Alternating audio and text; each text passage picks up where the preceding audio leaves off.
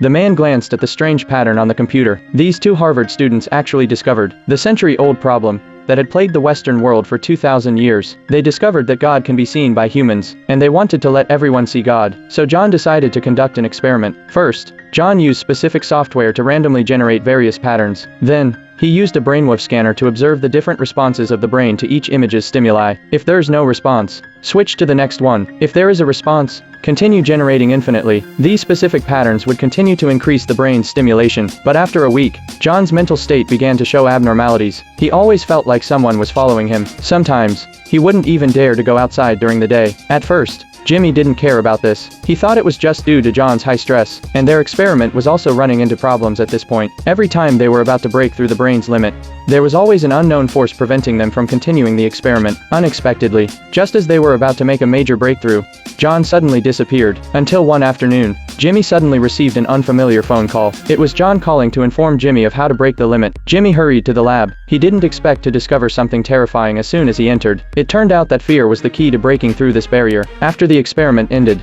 Jimmy sat in the chair, unresponsive. At first, John thought the experiment was successful. However, after greeting John, he grabbed his clothes and angrily left the lab. However, it didn't take long for Jimmy to gradually feel something was wrong. The sky in front of him blinked, and in an instant, it became the dome of a church. And at that moment, his brain successfully broke through the creator's design barrier. It allowed him to see the world beyond the three-dimensional space.